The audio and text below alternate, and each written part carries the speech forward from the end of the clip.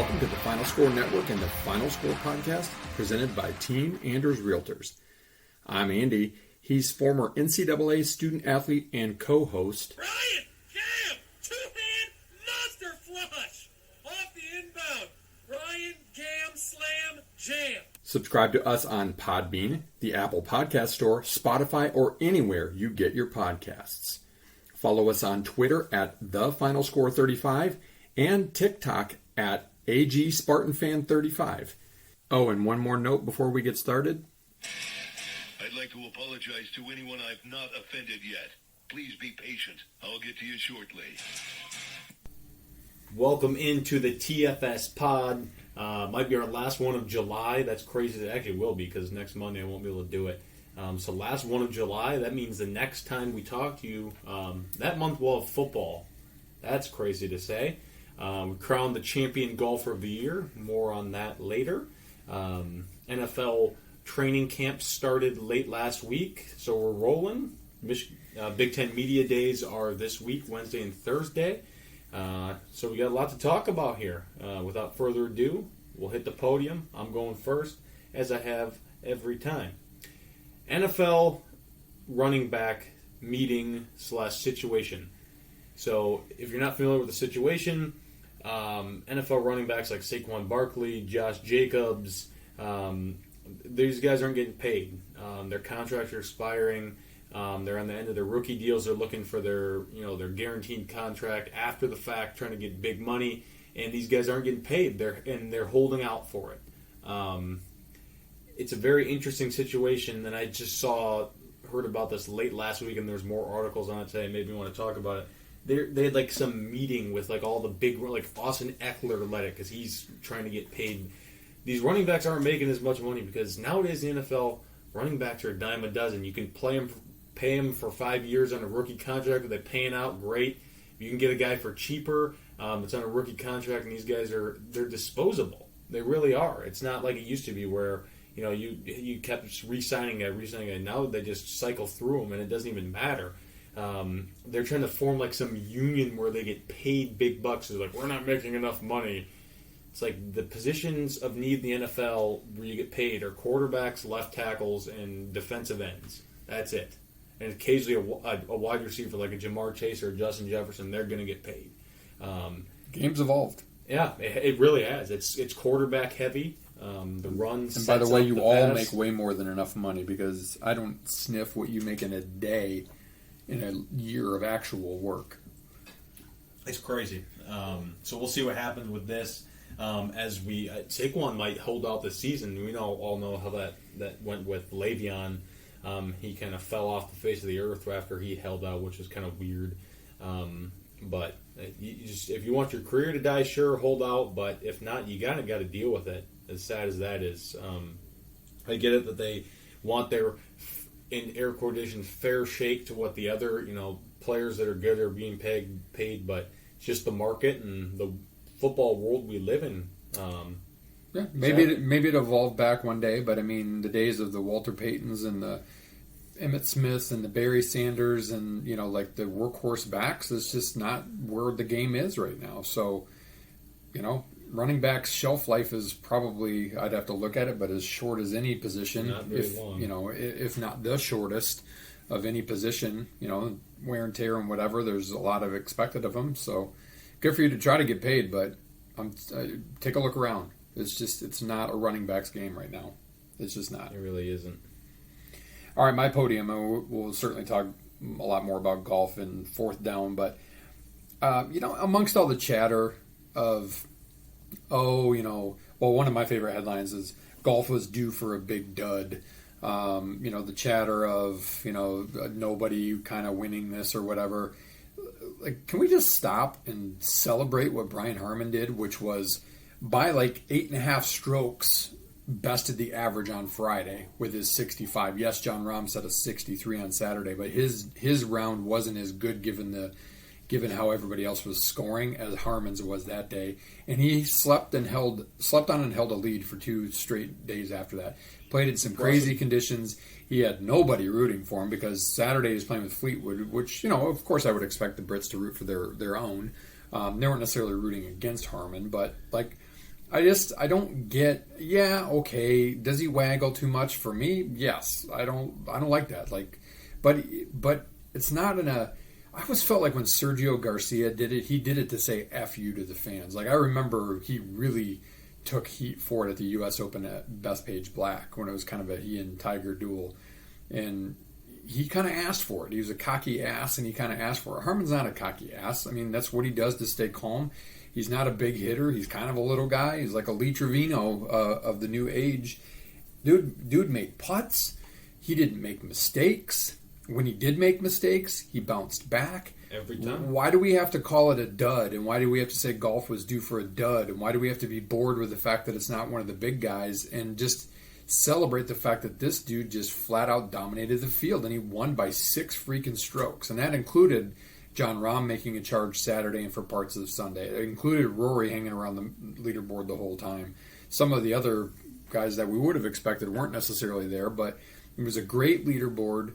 It was great golf, and let's celebrate it for what it is. And let me remind you, too, like, these one-off winners happen, and Harman had a great amateur career. He's had a good, solid, like, we talked about it last week when we went through all the names of guys that could potentially be there. He's been a top 10 guy all year. He's steady, and you got to be steady and unflappable to win a major. So instead of like, oh, I can't believe I was like, celebrate what the guy did and the conditions that he had to play in. Like Sunday was open conditions extraordinaire. Not as windy necessarily, but slashing rains. It was just not as cold, but it was gross. Like, and he's persevered. He persevered in, early round, late round, Thursday, Friday. He played great in the lead on Saturday, played great on the lead on Sunday. He's a deserving winner. You say all you want. He's not, and even like I go back to a guy like Ben Curtis. Remember, he, back in the early 2000s, it was like 04 or something. He won basically because Bjorn put 3 in his own footprint in a row in the 17th bunker, wherever they were playing that year. And he kind of backed into it. He never really did anything else. Harman's been around for a while, and he's been in contention for a while, and maybe now this is what it takes. And the thing is he's so unassuming. Like, this family wasn't there, which is too bad they were on vacation, but he's like, his most thing he's looking forward to is drinking a couple pints out of the claret jug and riding around on his tractor cutting grass at his hunting property. I mean, like, how can you not like a guy like that? Yeah, he's just unassuming. Little guy with a big heart. All right. With a big ticker. All right, I'm going to do the tee up this week. All right. I mean, we both agreed on this, but... All right, if you didn't hear this story, oh boy. So here's the thing. Back on, I think it was Friday, let me get to the beginning of this particular, a tour pro. So he wasn't like PGA Tour pro, but he's kind of like on the Canada PGA Tour, which would be akin to probably like the, what do you call the mini tour, or not the mini tour, but what do you call it? The Corn Ferry. It'd be like the Corn Ferry Tour, basically. This dude knew that he was on the cut line. I'm not going to go through the how, but took a 7 on the last hole. Needed a 5 to make the cut. And so he took that 7. His partner signed off on the 7. So, if you're not familiar in golf and tournament golf, I've gotten to do this a couple of times. Like Ryan and I would trade cards, and I'm responsible for keeping track of Ryan's score. He's responsible for keeping track of my own score. And, of course, we're supposed to also know our own score. At the end, you compare your card to his card, you sign off on it, make sure it's all good. People have lost tournaments because of this in the past. Notably, it happened, somebody signed for the wrong score in the Masters in the 60s. So this guy gets a 7 on the last hole, 7 on the card, agreed, signed off on it, whatever. This is where he cheated. He said, let me take one last look at that, Ryan. That's not the guy's name, but I'll just, for example, yeah, sure, no, whatever. And the other guy's like, it's all signed off, he's good to go. We're not even thinking anything of it, right? He changes the 7 to a 5. Fortunately, somebody saw the score posted or something like that. I can't remember the exact detail. And was like, no way he had a 5 in the last hole, because he hit his second shot into the water and he chunked another one. He had a 7. And then, sure enough, they pulled out a scorecard and they saw that he had erased the 7 and put a 5. So stupid. So he DQ'd him. He was DQ'd, obviously, for cheating, but he withdrew as soon as, they started to sniff around it, and then admitted it today, like, oh, yeah, I cheated because I wanted to make the cut or whatever. Tee this asswad up. Like, that could have messed with, like, we're getting down to the nitty gritty in these seasons to see who gets to go to Q school. You know, like top 25 guys in the Corn Ferry Tour. I don't know what it is for PGA Canada, but like those are the guys that earn a spot in the Q school that get a chance to play on the big tour in the next year. And this guy is trying to cheat his way into it. Like, in my mind, you know, no penalties will be doled out by the PGA Tour Canada or whatever. No way. This guy should be banned for 2 years minimally for doing this. Like, there's no place for that in golf. Like, you know, we're playing on the weekend and we want to take a mulligan aside. Yeah, that's, quote, cheating per the rules. But, like, if we agree on that as buddies or father-son or whatever, fine, right? Like, nobody's cheating because we agree that that's in play. This isn't a tournament where we talked about rules last week where everything counts and the guy just flat out cheated. He changed his score to make a cut. It's just like, tee him up. It's gross. It's disgusting. Bad. You don't hear about that very often, but I mean, this guy should be banned. He should be banned, and he should have to play miniature golf at, you know, something less than Pirates Cove the rest of his life. Right. Yeah, that's not good. Not good at all. All right. Let's get to the nitty gritty. 4 downs again we go. After our quick word here for our presenting sponsor of this the segment sponsor, Norris Sports Group. This is our second week with NSG. It's a boutique agency of experts ready to take your new or existing program to the next level with their 30-plus years experience in sports sponsorship, endorsement strategy, program assessment, contract negotiations, event activation, and post-campaign measurement. Visit norrissportsgroup.com today for more details, or ask me because I worked with them for several years on big programs like the Amway Coaches Poll, Kurt Warner sponsorship, and more. A trip to the World Cup for some of our people when I was at Amway. Fantastic company, great to work with. So if you've got sports marketing needs, you need a spokesperson, you need a sponsorship activation, they're your guys. All right. Sure. All right. Preview time. Preview again. NSG is our official Big Ten sports sponsor for the remainder of this and the next football and basketball season. Love it. You want to go first this week, or do you want me to go first? You can go first. All right. Big Ten East, team number 3. I'm going to take a nap. I did Indiana week 1. Said they're not going to be very good. Then Maryland last week, a little better, improvement. We're going letter order for those keeping the score at home. This time, that brings us to the AA, the arrogant asses of the University of Michigan, the leaders and the best, as they call themselves. I'm just going to cut right to the chase. They're going to be effing good. I mean, there's no doubt about it. They're going to be really, really good. They return a lot. Harbaugh's back after flirting with the NFL for the second consecutive season. He's a clown. But they're winning now. After wanting to fire him after 2020, and if 2021 didn't go well, it probably is gone. They lose that game against Nebraska before they played Michigan State. Losing Michigan State, probably end up snowballing, lose more games, he's probably done.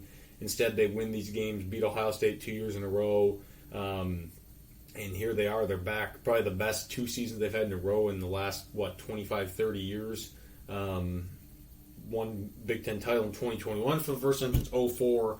And again, won it last year. 13-1, 9-0 in the Big Ten. Beat Iowa it was Purdue pretty handily in the Big Ten championship. Lost to TCU. Gave up a lot of yards in a high-scoring game. Harbaugh, this is his 9th season. 74-25 overall. It's pretty good, but it's Michigan. They have 9 built-in wins every season, so it makes sense. The recruiting class, pretty good. 3rd in the Big Ten. Bringing in some good guys. They always do. And some good transfers as well. One of the best classes out there. Guys that they've lost that were key from last year. Ronnie Bell, he's gone. He was a 6th-year senior, I believe, last year. Luke Schoonmaker got drafted in the 2nd or 3rd round by the Cowboys. Eric All, he transferred to Iowa. Lost Jake Moody, their kicker, for the last 3 years. He's on the 49ers now. Mozzie Smith, gun boy, he's gone. Then Mike Morris, one of their better defensive linemen, gone. So they lost a few key guys. They returned a lot, though. Jesus Jr., J.J. McCarthy, he's back. For year 2 as a starter. That 247 in an article, they ranked him the number 1 quarterback in the Big Ten. He's a good player. He is. I'll give him that. He's a cocky, arrogant SOB, but that's a product of he just looks like a pretty boy and his coach, so not surprising. But he's good, dual threat guy. He doesn't really have to do a ton. He can throw the ball 20 times a game and go 15, 16, 20 and with 2 touchdowns, and they'll probably win most games. Then they have the two-headed monster of Corum and Edwards back at running back. Corum, anti-Semite. Yeah, Edward, as much of a D-bag, these guys are really, really good football players. Corum coming back from that knee injury. We'll see if he's slowed up at all to start. Who knows? They have a bunch of other young guys at back that are pretty good as well. Receiver, they've got Cornelius Johnson back. He's been there for like 20 years. Roman Wilson, he's been there for like 20 years. And Colson Loveland, he's another tight end. He came on at the end of last year. He was pretty damn good. Started a lot of games as a freshman last year.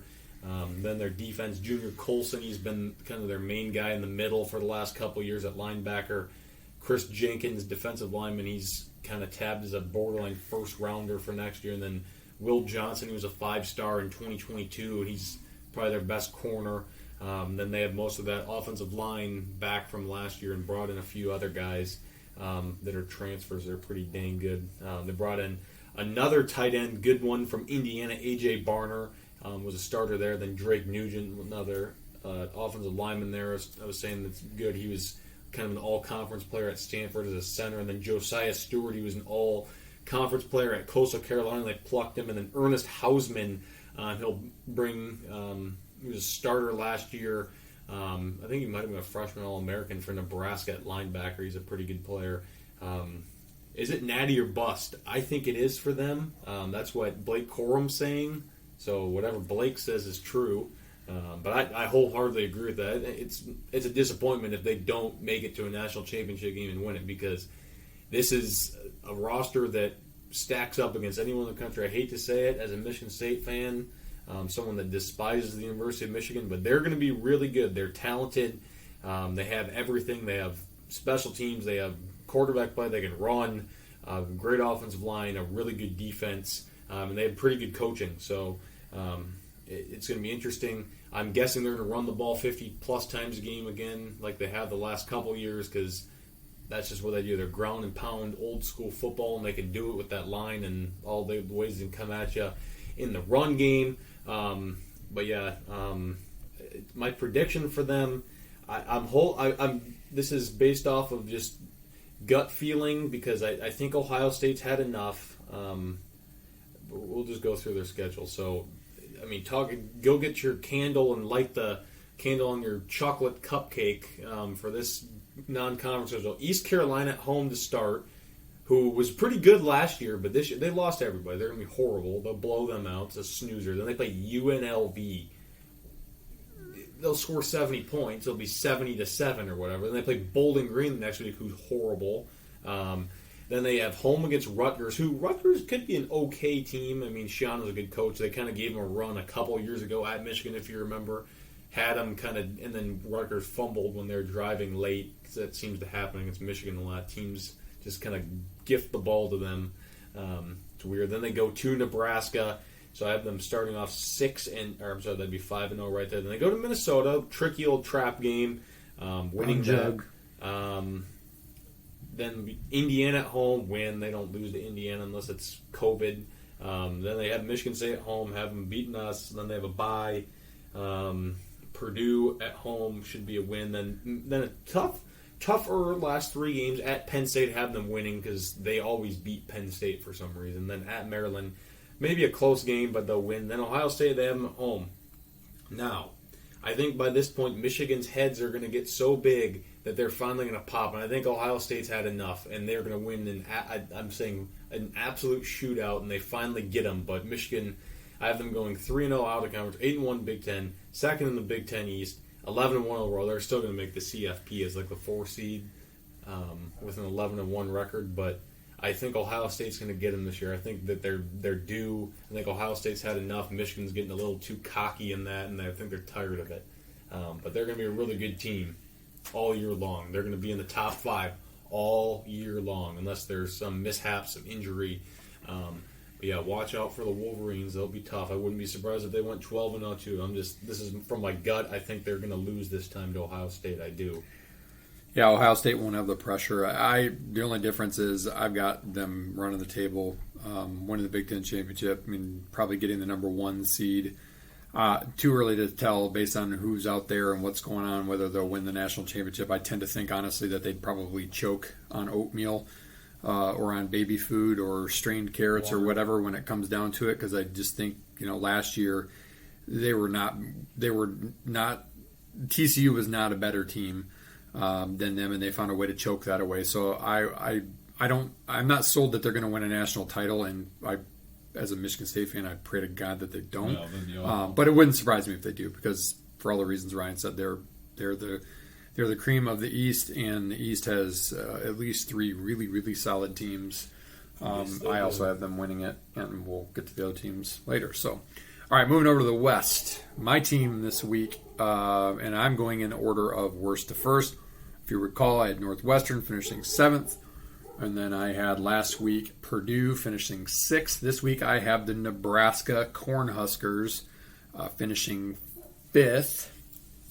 And probably, listen to their 5-year conference trend, probably about right.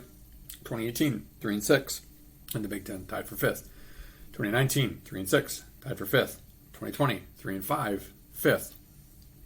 2021 was the one anomaly, 1-8, tied for 6th. And then last year, 3-6. 6th. Season started poorly with that loss to Northwestern, and Scott Frost just never could rebound and got fired mid-season. New coach in town. We'll talk about that a little bit. Is this finally the time that Nebraska bounces back? Time will tell. We'll look back at last year. I had them going 2-1. I was favorable on Nebraska last year. Ryan was not. I had them going 2-1 out of conference. They went 1-2. Lost to Georgia Southern. That was kind of the straw that broke the camel's back. I had them going 5-4 in the Big Ten. We talked about. They went 3-6. I had them 7-5, tied for second, going to the Music City Bowl. They went 4-8, 6th place finish, and did not go to a bowl game for the 6th straight season. Moving on to the 2023 outlook. It has been 6 years since a winning season graced the superfans in Lincoln. And I say superfans not tongue-in-cheek. They are incredible people. Crazy. They are great people. They are loyal to a T. There's nothing else to do there, right?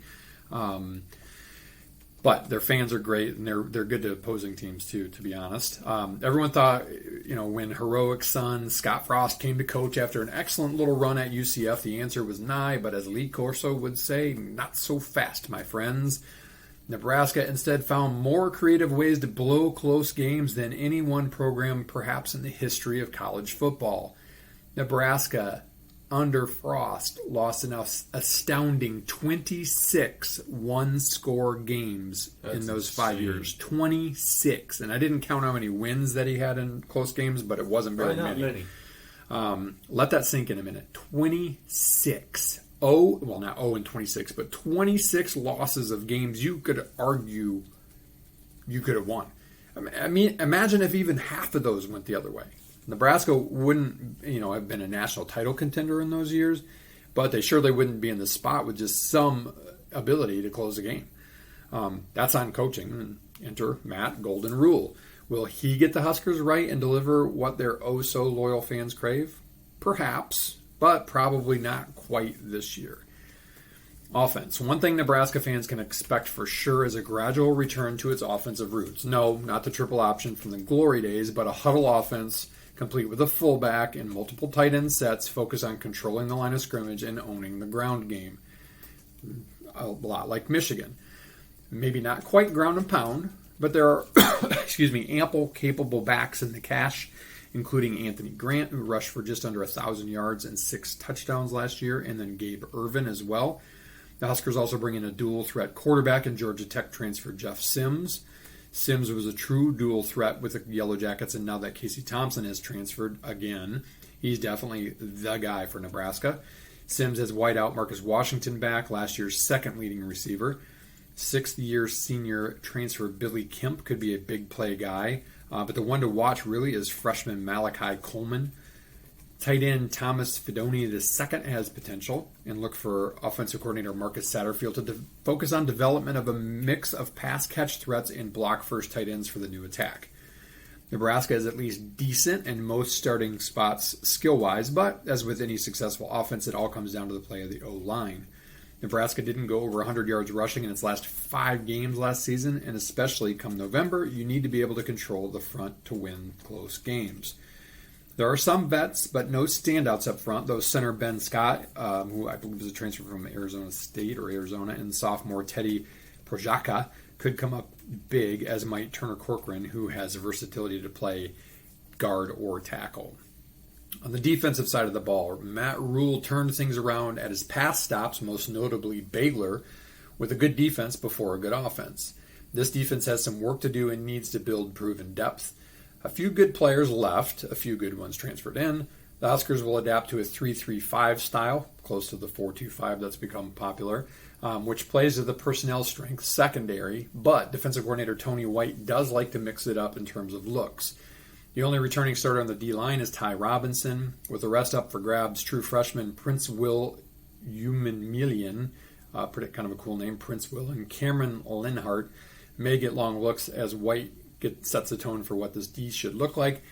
There have been some upheaval at linebacker, but Luke Reimer is the team's most productive returning player, making 194 tackles with 11 PBUs over the past 2 years. Been there a while. He'll be a force inside with Houseman, as Ryan talked about, off to Michigan.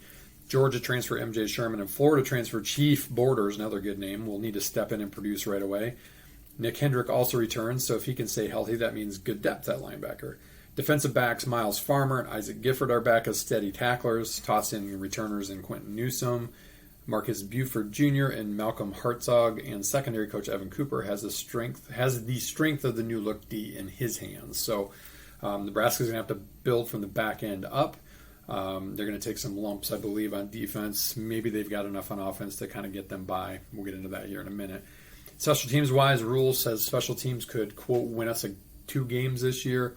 The scholarship class included freshman place kicker Tristan Alvano, so they hope he can live up to the expectations and turn some of the close losses to wins. Nebraska returned only 5 punts last season. I thought that was absolutely insane. They returned 5 kicks, and that's where Billy Kemp IV, the Virginia transfer wide receiver, 60-year guy, could help as well. My final take, Nebraska should be on the cusp of something here with Rule. I believe he really is a good coach. He's one of those examples of a college coach that flirted with the pros, got paid, and sucked in the pros and went back to where he belongs. But that's been the case the past several years. Nebraska's supposedly been on the cusp. Big Ten West is the place to rebuild quickly, but this is the last chance a team like Nebraska has to rise quickly given the addition of USC and UCLA and the departure of divisions next season. Cornhuskers have Michigan and Iowa at home. They avoid Penn State and Ohio State from the East. Rule has a track record of proven success, unlike Frost, who only had the quick blip at UCF to his credit when he came in. Look for the culture to come around quickly from the disturbing reports of where it was under Frost and for Nebraska to finally get back to the postseason. I believe their 2023 floor is still 4-8. I think 4-8 is doable when we break down the schedule here in a minute. I think the ceiling's 8-4. I think they could have a surprisingly good season, and I've got them no question splitting the difference.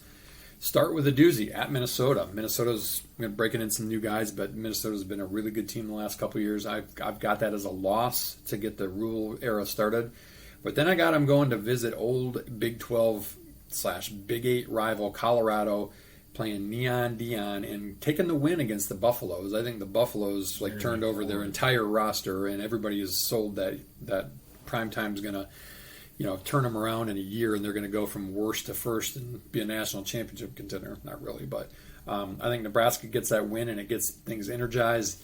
Then I don't think they blow these games that they should win. They play Northern Illinois, Louisiana Tech the following weekends at home. I think they win both of those. I think they'll actually give Michigan a little bit of run for their money. It's going to be probably really Michigan. I mean, Michigan plays Rutgers, I think, the week before, but generally speaking, it's Michigan's first test. It's their first road game. I don't think it's going to be like a one-score game, but I think Nebraska will keep it close there for 2.5, maybe 3 quarters. Then they go to Illinois. This is one of those games that could go either way. I've got them losing at Illinois. I could definitely see them winning at Illinois. That's one of those that could flip them towards the ceiling. Northwest, then a bye. Northwestern and Purdue at home, those are easy wins. At Michigan State, another one of those games that could potentially be a flip-flop. I've got them losing in East Lansing because I think that's going to be a key game for Michigan State when we get to their preview for their season. I think that's going to be the linchpin to Michigan State's bowl eligibility. So I think with the pressure there, that's going to be one of those one-score games, much like it was a couple years ago when Jaden Reed took it to the house to tie the game late. Then they play Maryland at home. I think that's one of those that they could lose, but I think they're going to win because it's in Lincoln. Then they go to Wisconsin. That's a loss, and I've got them losing on the Black Friday game against Iowa, although they got off that schneid last year and beat Iowa at Iowa. So, again, one of those games that could contribute to more of the ceiling than the floor. Overall, lock it up. That's 3-0 out of conference. That's 3-6 in the Big Ten, right where they've been for their 5-year average. That's 6-6 overall, though. Good for 5th in the West and a bid to the Pinstripe Bowl in New York because Nebraska still is a big name they draw. And New York City would love to have a Cornhusker fan base that hasn't been to a bowl game in an X amount of years, although I'm going to guess a lot of those Cornhuskers are not going to be too happy with what's going on in the state of New York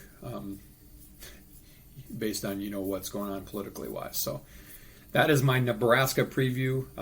Next week we are on week number 4 of our 7-week run. Closer. Again, Ryan going alphabetical. I'm not doing worst to first. Till last though. All right, so alphabetical asterisk. By the way, I picked Nebraska 7-5. The only difference I had was Hedman beating Illinois. Nice. So pretty close. 7-5 guaranteed rate bowl. Don't say that too fast because you'll say it wrong. Yep. All right. Moving on to second down. Mailbag. I just made a couple questions up, Ryan. I don't know if you have anything hodgepodge you want to start with. Lions, we thought C.J. Gardner-Johnson was done for the season. He's fine. He's going to be all right. That's good. Teddy Bridgewater visited the Lions. That's weird, especially since he drafted a freaking quarterback. I wish the Lions would be all-time Hard Knocks. Yeah, they should be. It's the Jets. I bet it'll be funny just because they're such a weird people. Like Aaron Rodgers, a freak. Tigers playing well, hanging in there. Good for them. Trying to think, college football wise, I said media days already. Coming up quick. Michigan State, I think, starts practice next week. Michigan State says they're dropping some big news. I think it's on Friday for Michigan State football. 100th anniversary of Spartan Stadium. Don't know if they're doing maybe it's like a D'Antonio statue. I don't know. I hope it's something cool. Trying to think if there's anything else. NBA, no. NFL. Not that the majors are. I mean, you got the Hall of Fame game coming up in preseason football. That's next week. That's a yawner, but talk about get us through until the FedEx Cup, and then football starts. Some TV worth watching. You got Winning Time, which I recommend. It's a series about the transition to the Lakers when Magic went there. I watched the first season, and I wasn't sure if they're going to come out with the second, and it comes out August 6th. Really excited about that. That's on Max, formerly HBO Max. If you haven't been watching it, Ryan and I are about 5 deep in quarterbacks. We've been taking our time with it because it's a super interesting really good show. Obviously, Kirk Cousins is a family favorite, so just an interesting insight into the quarterbacks, though, with those 3 guys.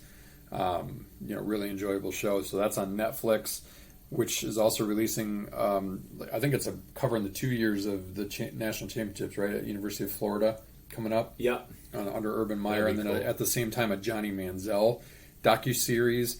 Then you got Hard Knocks with the Jets. There's a lot of good stuff going on, and already produced, so you don't have to worry about the actors, writers, whatever guild strikes where they're all just they're trying to go hide their sex trafficking rings, so they're on strike to do that instead, apparently. But whatever, I digress. All right, so a question for you, Ryan, because this has to clear some hurdles, but of course our dumbass governor in Michigan has nothing better to do than say University of Michigan and Michigan State can sell booze at games. Should alcohol be sold at Michigan State? I think it's a horrible idea at college games because there's a bunch of... How are they going to monitor that? It's going to be a mess. Those concessions are going to be a mess. Yeah. The lines are going to be terrible. There's already a bottleneck in there. Just imagine that with alcohol sales, trying to ID people, do all that stuff. It's just gonna be crazy. Yeah, we're gonna be like the Eagles and put a jail in the place for all the fake IDs, $15 beers. Yeah, I don't think it's a good idea. Like, look, you can especially because they open tailgating up to not be so regimented, and you can be there at 7 a.m. except for the first game of the year, whether it's a 7 o'clock game at night or it's a noon game. There's plenty of time to get your drink on before the game and wander your way in the stadium, and if you so choose to try to avoid getting strip searched, sneak something in if you want. Like, I just don't think it's a good idea. I think we've got bigger fish to fry in this state, Gretch, than voting to allow. She's a hero. Yeah, voting to allow booze at Michigan State and Michigan games and Central games and Western games for that Green matter. Just Valley like, come on, like, really, that's just nonsensical. All right, I got a question for you. What's more annoying, ongoing COVID year people, 60-year players? Yeah, are they done yet? No. Or the open transfer portal? The transfer portal, but it's close second. I mean, you technically have 2 more years of eligibility if you want. No. Oh, no, because you never redshirted. I mean, you'd have to redshirt for one of those years, but it's just stupid. I think they're both idiotic. Like, I think the COVID thing is coming to an end finally, that fake pandemic. Close. But yeah, I agree. The open transfer portal is probably worse. But another thing to call to your attention, Ryan brought this to my attention. You want a good brain teaser to start the day? Immaculate grid. Crossover grid. It's like a 9x9 grid, and it matches up. I think right now they've got MLB and NFL. They have MLB and NFL and Immaculate Grid. If you look at crossover grid, they have NBA, NFL, and NHL. So you could have, like, for example, first square in the top could be the Lions. First square up and down could be the Cowboys, and you have to find a player that's played for both the Lions and the Cowboys. And they'll mix in some statistical things, and it's tough. It's a lot tougher than you would think. And then the nice thing is once you run out of chances, you can kind of see who the most popular picks were, and then you can go see all the potential options that you had there. Got to know your logos, though, because I screwed that up the other day on the baseball one. I kept thinking it was the Twins and it was the Rangers. I'm like, damn it, I know that this answer is right. And I ran out of chances because I had the wrong logo. But you're looking for something to kind of tease your brain and get you going sports-wise. Definitely recommend the Immaculate Grid. So fun. Anything else hodgepodge-wise? Don't think so. All right. Moving on, a quick word from our presenting sponsor. Team Anders Realty will help you find the home that best fits your needs and make the process simple and fun along the way. The Anders have served thousands of clients over 30-plus years in the Grand Rapids, Michigan area and are here to serve you today. Learn more from our presenting sponsor at teamanders.com. All right, Ryan. I thought about this one on the way home from work because I've got that nice hour drive that I have to deal with. In honor of our ongoing previews, we're going to do brackets of Big Ten bests over the next few weeks. This week is quarterbacks, and this is current. This is current projected starters, and they're seeded based on the amount of starts they have, not based on my opinion of where they are. All right. So we'll have some definite upsets, but I thought that was the fairest way to do it. This is tough because I'm going to be honest with you. These quarterbacks haven't started a lot of games, and the ones that have are not very good. It's weird. Right, it's all potential based. And yeah. So let's jump right into it. So first you got 12 seed Drew Alar at Penn State, who is supposed to be great. And he played a little bit last year. 5-star recruit. He showed some promise last year against 13 seed Noah Kim from Michigan State, who had some really good numbers in backup last year, but is different when you're the starter. But both have 0 starts to their credit. I'm going with Alar.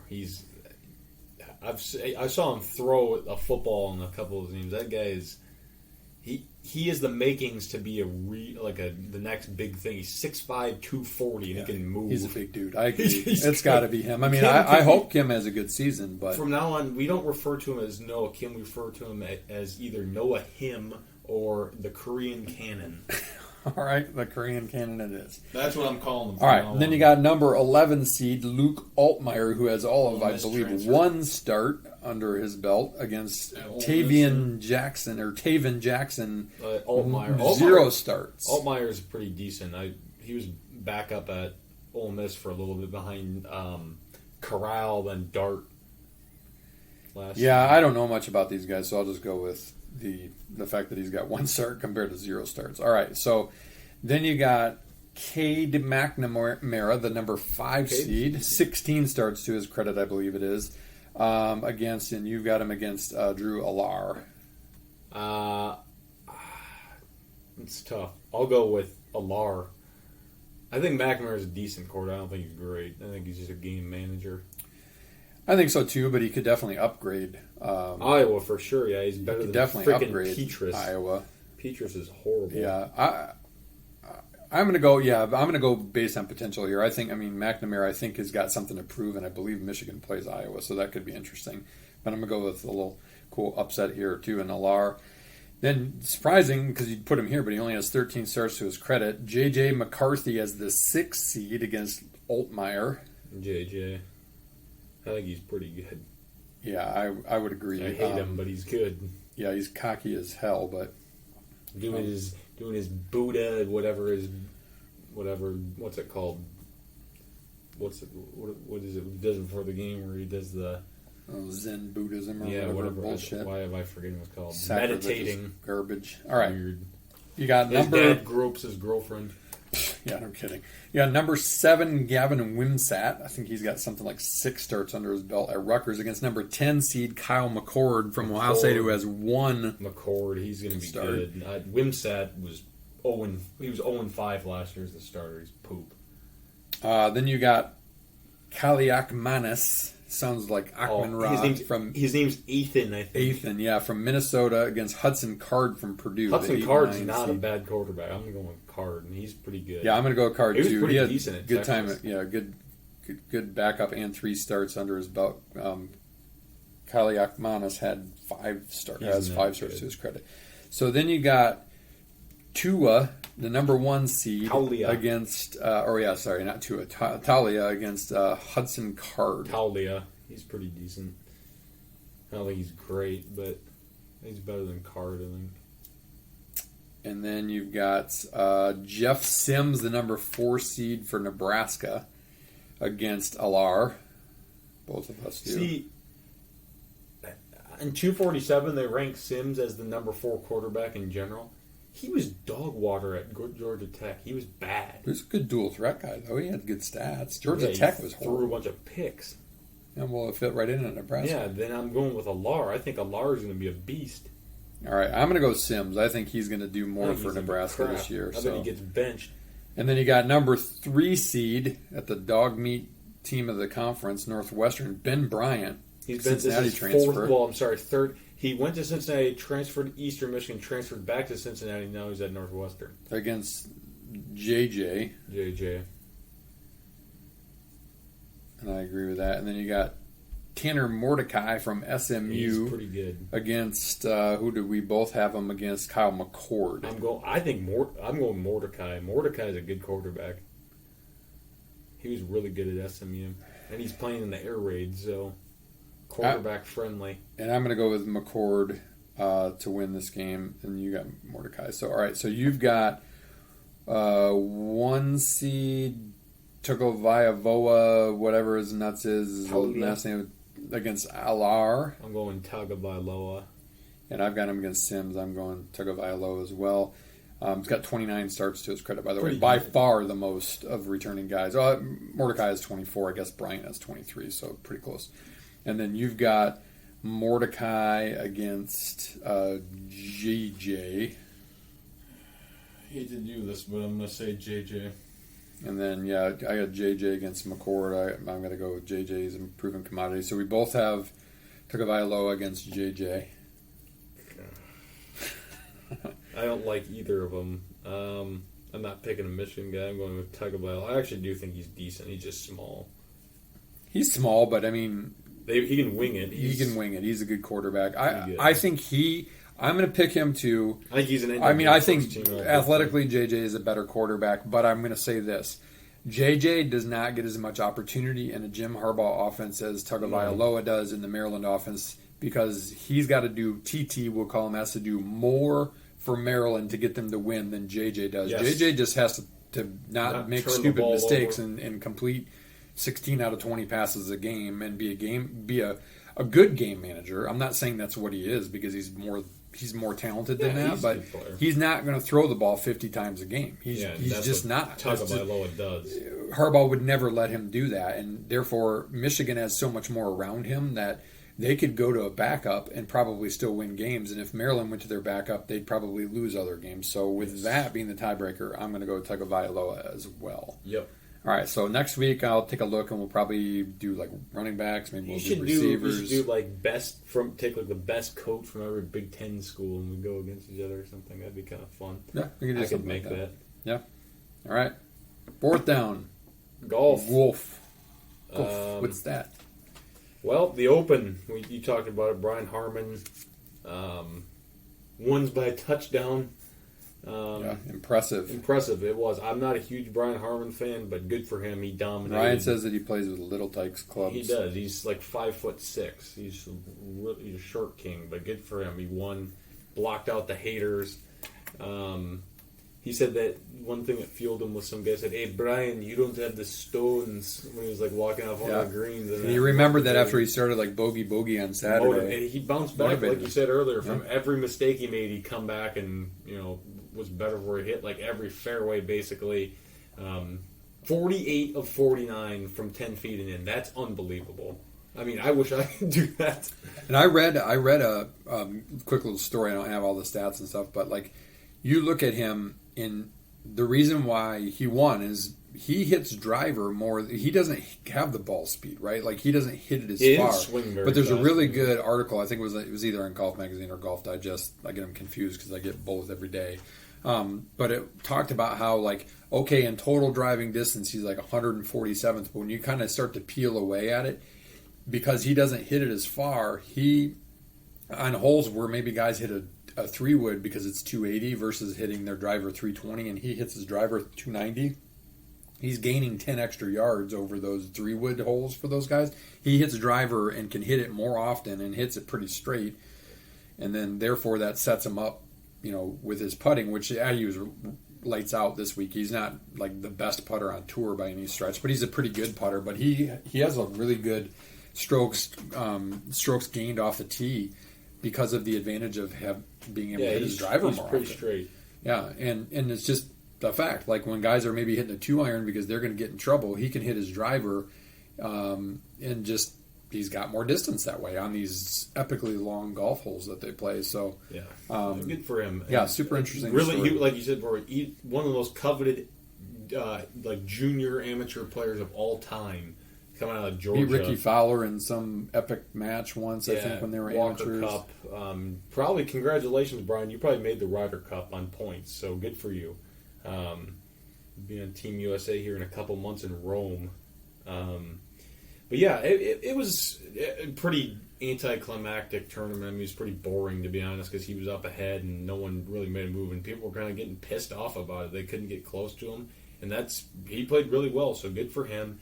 If you look down the leaderboard, I mean, at 7 under, which is 6 off the lead, you had a pretty damn good group there. Tom Kim fighting through an ankle sprain. Yeah, he was on crutches. Sepp Straka, who is probably going to play for Europe in the Ryder Cup. He's been really good this season. The last month, especially, he's been a heater, just a birdie machine. Jason Day finally played well in the major, and then Rahm hit that 63 on Saturday, made a charge. He's had a really good season. Then Griot and McIlroy were at 6 under. Some other notables. Cam Young, he shows up in the Open every year. He kind of got frustrated on Sunday, didn't play very well. Homa finally a top 10 in a major. Fleetwood, we thought he was going to do well. Had that great first day, and then he didn't. He was 1 over the last 3 days combined. Not great. Hovland, that was my big pick. He did okay. T13. Schauffele, decent. Scheffler was not good, and he still managed T23, shot 4 under. He had one of the better rounds of the day on Sunday. Yeah, dude can't putt. I mean, I wonder if he's the yips or something. He leads by far strokes gained tee to green in on the PGA Tour by a long shot. He just can't putt. If he could make 5% more of his putts, he'd probably have 5 or 6 wins this season alone. Yeah. And he'd probably have 2 or 3 more majors, to be honest with you. Ricky, okay, he did all right. Spieth did okay. How about JT? DJ? I'll get there. We're going to start talking about are these guys ever going to win a major? It's probably no. Patrick Cantlay. talked about this earlier with Mitch at work.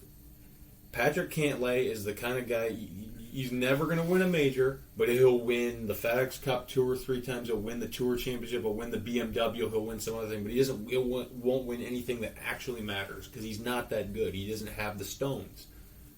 Yeah, he to win a doesn't. major. To win a major. No, I mean, he's a good. major. He's good enough to win tournaments. But he's not obviously. good enough to win the biggest ones. Bryson, he didn't play great. Troy had a 367-yard green that he drove. Kepka didn't play great. He's kind of frustrated. You got to talk about like Morikawa. Last time he won was at the Open 2 years ago.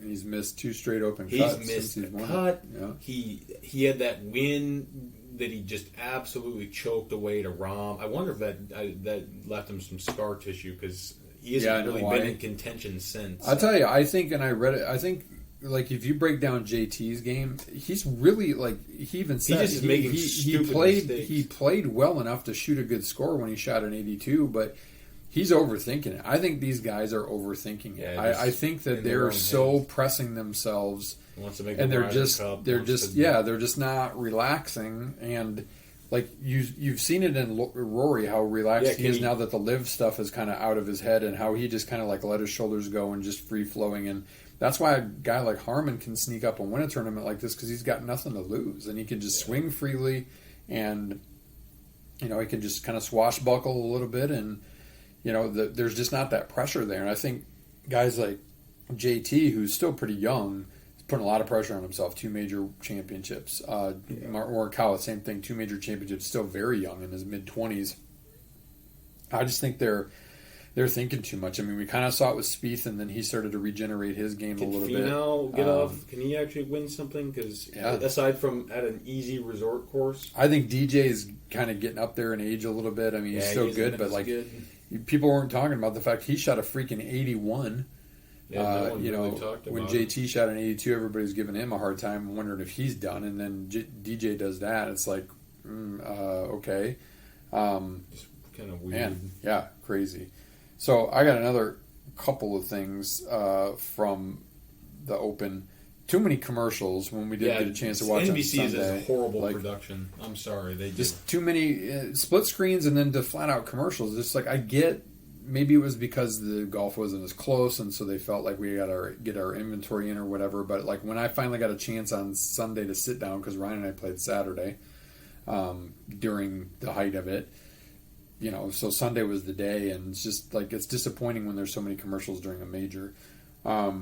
This was something I saw the other day on Golf Channel coverage that I thought was really good. It was a really good discussion between Brad Faxon and Brandel Chambly, talking about should greens be slowed down for the PGA Tour events in the U.S. They're always talking about 14 and a half on the stimp and the fast greens. They roll about a 10, maybe a 10 and a half at the Open, and it's because it's so windy there, right? And they're up on these knobs, and the ball's got a hold. Obviously it's unplayable if the ball's rolling away untouched. And so that's why those greens are a little bit slower, a little bit hairier, but also lets them, like they were saying, lets them use a lot more of the green, lets them use a lot more of the crazy contours of the green, and put holes in spots that no way they could in the U.S. And it's like, on an average weekend, we're probably playing on greens that are, in that 10 and a half range here in Michigan, maybe faster in some cases, or if you happen to be playing in a tournament or something, if you're that good.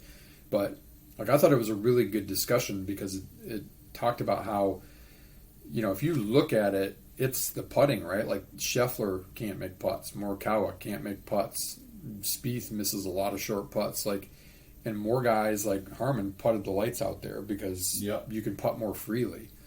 You're not worried about going 8, 10, 12 feet past the hole type of thing. So I thought that was a really good discussion. I'm going to say this, too, with the NBC coverage. Generally speaking, I like it. I like Dan Hicks. I like Mike Tirico.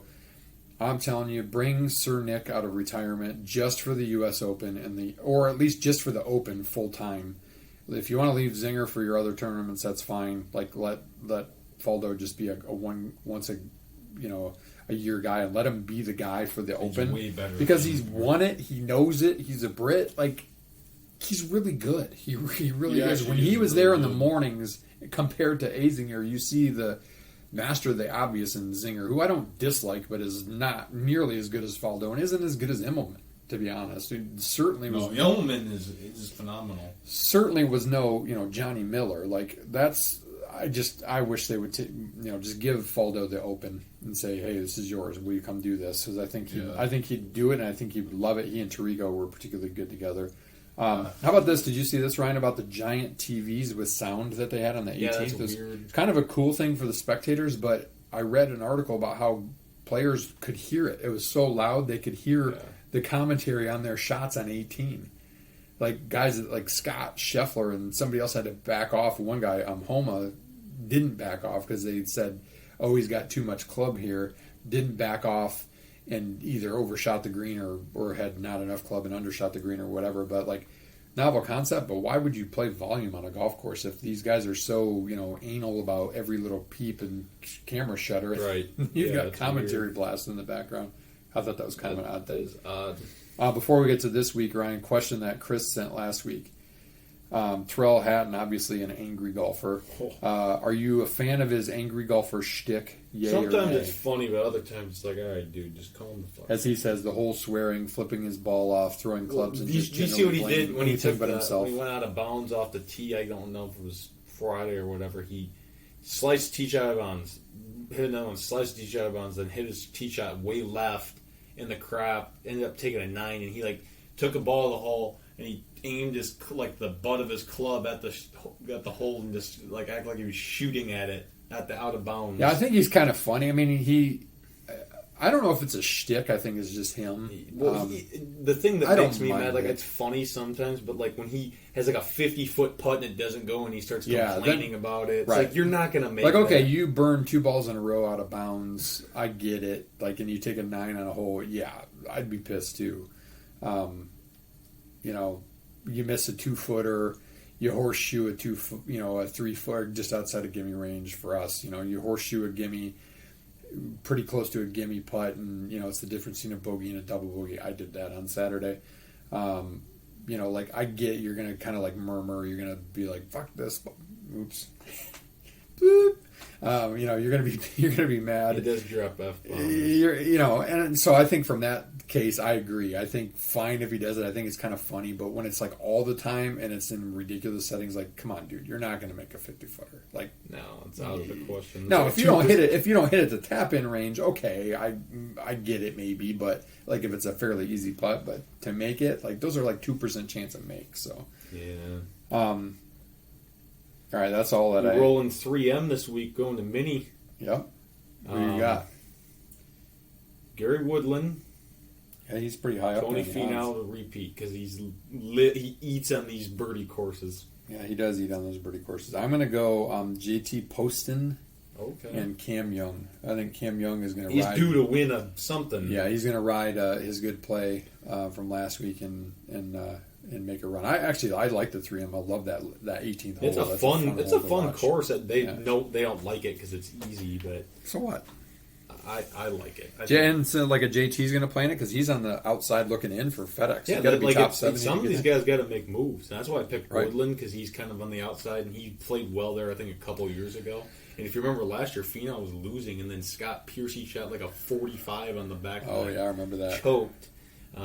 I also could Straka's playing. I could see him making a big run again because he's a birdie machine. Only 2. We only got 3M this week, then Wyndham down in Greensboro, then FedEx Cup. We got FedEx St. Jude down at TPC Southwind. Then we got the BMW. I think it's in Illinois this year. What's that course called? Not Medina. Olympia Fields, right? And then Tour Championship down in Georgia. So it's coming up quick. Don't let me forget. One thing I forgot for Hodgepodge this week was Fox did a story about ranking the top transfers in the last. Oh 20 yeah, years. they did a good thing on that on a radio show I was listening to. That was kind of fun. We'll put that on the list for next week. But yeah, that's a good one. All right, I think that's everything.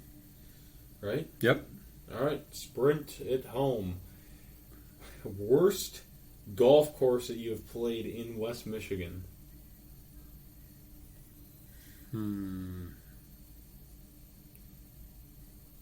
I can't remember the name of this other one that's close to it, so I'm just going to go with the one that definitely comes to mind, Arrowhead. Yeah, that's crap. I would say I have 3. I can't really decide between Alpine, Grace Will, and Alpine's not Arrowhead. bad. Grace Will's kind of a dump. Grace Will's horrible. That's going away anyway. I thought it was away like Arrowhead. 5 years ago. Tyler Creek, that's the other one. I don't even know if that's still there. It's still there. It's Is still it still there. there? Oh, It's like yeah. at a campground. I've never been I there. actually put it there by myself once and almost had a hole in one, so nobody would have believed it. But Yeah, no. like skimmed it off of the top of a mound, hit the stick, and sat to like a foot or two. Best movie/TV streaming service. Oh. Well, I'm gonna tell you, thank you, Chris. I'm a huge fan of YouTube TV. After are you talking about that, or are you talking about like the Netflixes like Netflix and that stuff? All right. Well, I will put a plug in for YouTube TV because it's way cheaper than cable and it's just as good. You get as many channels. Sponsor us, YouTube TV. You know what? It's hard because Netflix is so woke and liberal, and I don't like it. But they do have a lot of good like sports documentaries. So I'd probably go with that. But HBO I like Max, Max. HBO Max would be a Max close is my second for favorite me. because they have way more movies, Yeah, true. which I like probably better than TV shows. All right, I didn't show you this. I was going to show you this before the show, but it made me think of this for a question. Coolest NFL throwback jerseys. Oh, you'd have more look at what they look like. I mean, the Lions have a pretty good one. Yeah, the lines are sweet. Like I think back to the sheets that I had when I was a kid. I had the NFL stuff. Like NFL things were a big deal. They still are, but yeah, I think the NFL does it right. Like Oregon is like too much, right, in college football. Like too many combos or whatever. Keep it simple. Have your home and away and like maybe a alt home and an alt away. The one thing I will say is I don't like the Lions blueberry blue pants. I wish they would always use the gray pants. And actually I like their all whites. The all whites are those are icy. sick. Yeah. Those are sick. But somebody has all whites this year in the NFL, right? Or Jets do. They're pretty sweet. yeah. I'm a big fan of that. So. My favorite are the Seahawks, the ones that just came Oh, out old with school? one. Oh, those Yeah. are so tight. Yeah, those are pretty tight. Best golfing beverage. Oh man. I mean, just give me a Miller Lite. Just give me a good cold beer. Yeah, I said a summer shandy. That's Summer a good shandy's good though too. Like on a hot day, like the other day when I'm shooting a 79, driving a 280-yard green, and having an eagle. I got Junior's number again this year. Yeah, I don't take steroids, so performance enhancing drugs. I get it from Hims. Oh gosh, I don't want them as a sponsor. None of that. All right, that's it. I got nothing else. All right. Lots of good content as always. Give us your mailbag, your hodgepodge. As we get into the season, we'll almost definitely, there. we'll be talking probably one down Big Ten, one down NFL. But we'd love to keep the hodgepodge out there, and brackets and that kind of stuff. So if you've got bracket ideas, doesn't matter if it's sports or if it's fun. If you've got, you got questions, you've got suggestions. Chris gave me a good one. It was a little too NC-17 for this podcast, the 6, 8, 12, 24. Yeah, no. We're not going to answer that, Chris. But, stuff like that, keep it coming. It doesn't have to just be Chris, Danny, Riley, Logan, Mitch, any of Ryan's boys that listen. We know that there's a lot of other people who listen that don't necessarily chime in. We appreciate all of you. Give us your feedback. That's how we get better, and that's how we come up with new content. In the meantime, somebody gives you an opportunity, say yes to it. So what if you fail? You won't know if you fail or succeed unless you try.